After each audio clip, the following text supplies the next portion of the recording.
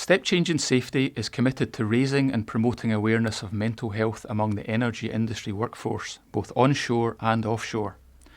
We recognise the increasing level of mental health challenges our workforce is facing. We also know that this can pose major risks to safety and well-being. Mental health is about how we think, feel and behave. It is easy to conclude that an individual is either mentally healthy or mentally ill. In reality, it isn't as straightforward as that. Your mental health is not static. It is much better viewed as a continuum, which ranges from excellent mental health at one extreme to crisis point at the other extreme. Your position on the continuum will change based on a variety of influences and circumstances. Some days, you may feel like you're thriving or even excelling. On other days, you may feel you're just getting by, or struggling, or even reaching crisis point. It's okay not to be in the thriving and excelling zones all the time. Life will throw its challenges at you. The important part is to recognise where you are and then to be able to steer yourself away from the struggling, crisis direction of the continuum. In support of Step Change in Safety, some very courageous individuals connected to our industry have volunteered to share their mental health experiences. These short videos cover a variety of topics, including depression, anxiety and post-traumatic stress disorder. These personal experiences highlight signs and symptoms that I'm sure we can all recognise to a degree. They also illustrate some real-life examples of what can trigger a change in mental health and move someone along the continuum. They cover important coping strategies and how these are adapted over time, including the importance of speaking to someone about how you're feeling and not keeping it all to yourself. Most importantly, these videos give hope that you can come back from a real crisis or from struggling to a better position on the mental health continuum. I'd like to thank all of the contributors for having the courage to share their stories. In addition to helping reduce the stigma attached to mental health issues, they've also been motivated by the opportunity to help others learn from their experiences. In this video, I've been chatting with Kevin Gilmour, a production operator who's been struggling with obsessive compulsion disorder, OCD. If we think OCD is about keeping our hands clean or going back to check we have locked the door, then Kevin's words may come as a surprise. We will hear him describe how it has affected him in his home life and while offshore, and how he came to recognise it, and how he has managed to get on top of it.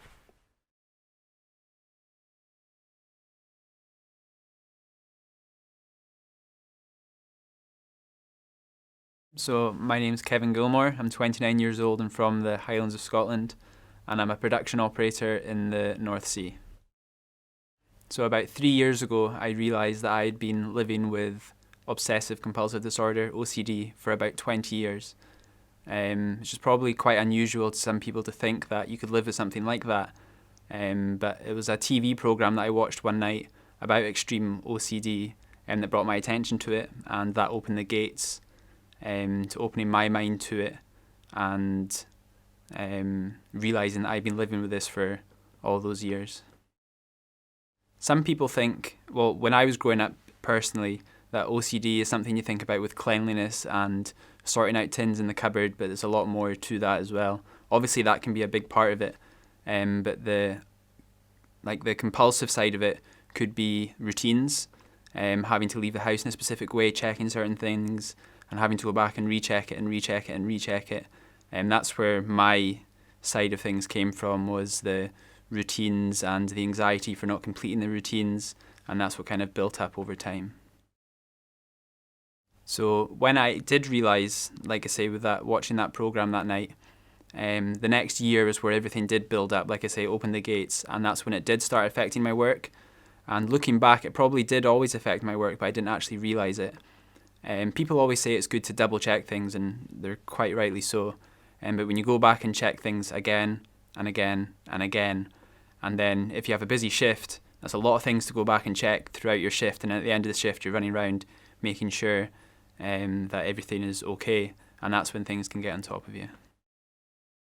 So if throughout the shift I couldn't get round to checking everything, and like I say, even got to smaller jobs, even closing a valve, I'd look at it and I know it was closed, and then I'd walk away, turn around, go back and look at it. And if it was a busy shift and I couldn't get back to checking everything, that's when the anxiety levels would creep in, become higher and higher, and then you obviously become stressed out, and that's where it all started. And then one night I actually fainted in the control room. It was only for a few moments, and then after being checked out by the medic, I carried on with the rest of my trip. But that's when, at that time at home, I went to my GP for the first time.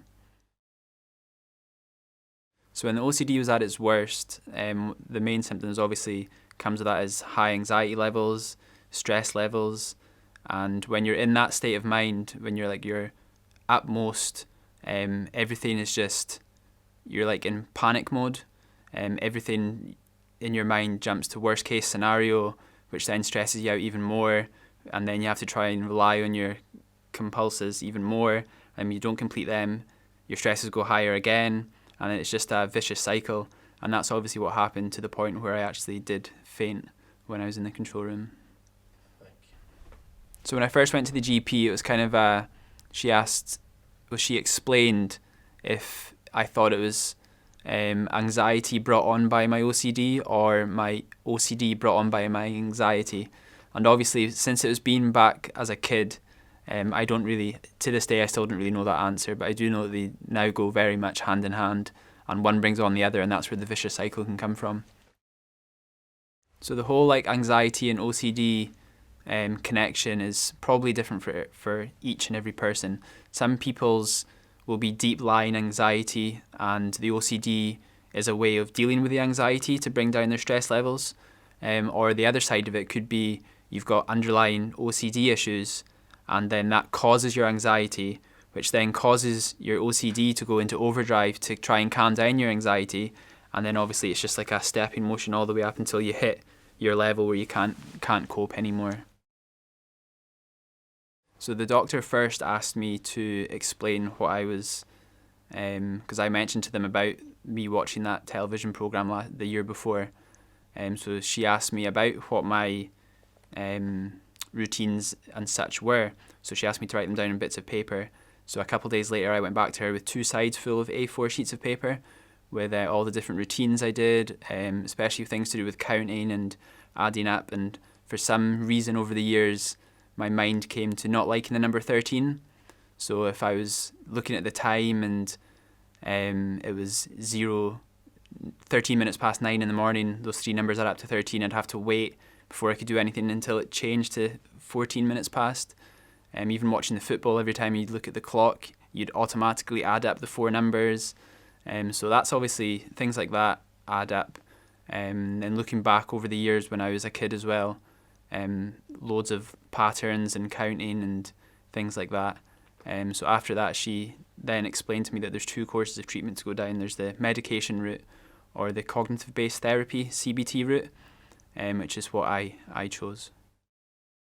So cognitive-based therapy, CBT, is when I had one-on-one sessions with a therapist, just to talk over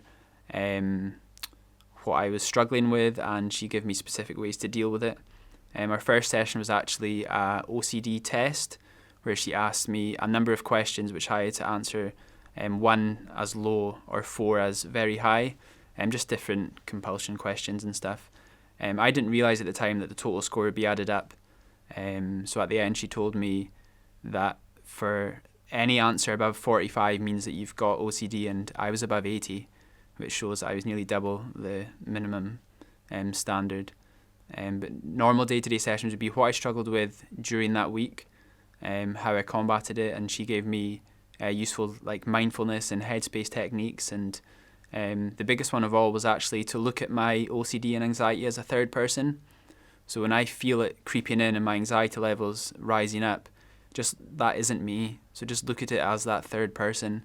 And that's actually the best bit of advice I've been given over the last 3 years, and it still helps me today.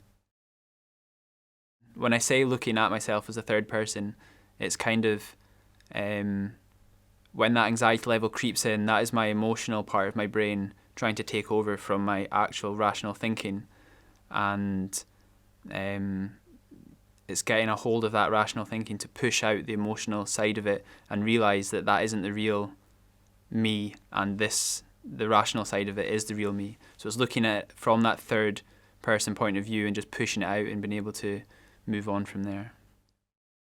So along with my exercises I got from my therapist, I also used the Headspace app on my phone, which was just basically a meditation app that I used every single day.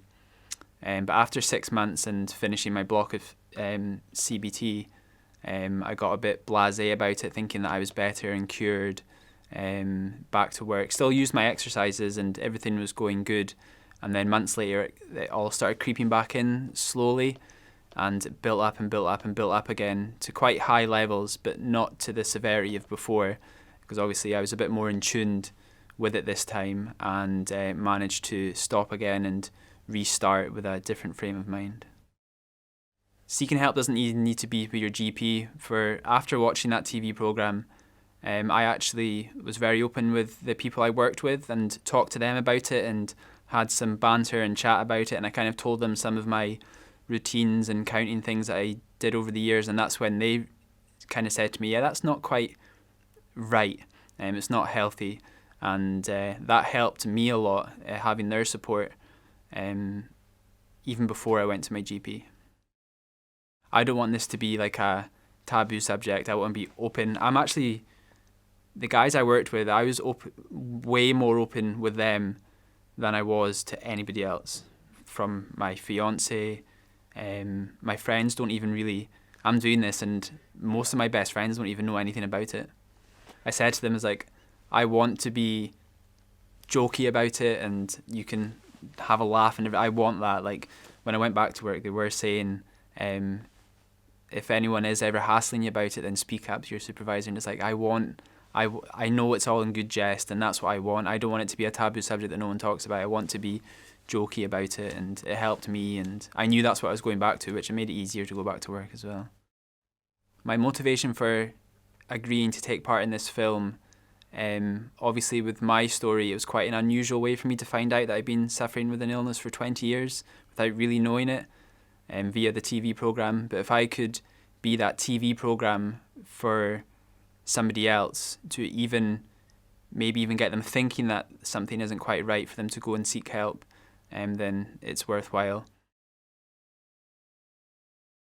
Well, that was some story from a man who'd lived with a serious illness for 20 years before realising what it was. As we heard, it had a major effect on his mental health, and there were times when he was under huge stress, when he was way down the wrong side of the mental health continuum. Yet despite this, he has got on top of the OCD, having been taught coping techniques and received the support of his colleagues. Some parts of Kevin's story stand out for me. First of all, we can put up with something or accept something as normal until an experience or someone shows us there is something wrong. And we need to know this before we can even think about changing it. Secondly, Kevin fainted before he sought help from his GP. There's an old saying, an alcoholic will not admit to having a problem or seek help before hitting the gutter.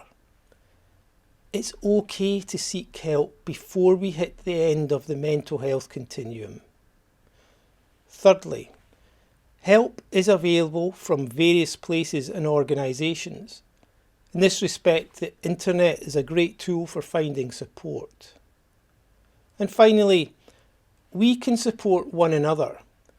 In Kevin's case, he didn't tell his close friends about his illness, but he told his workmates, who provided the support he needed and appreciated.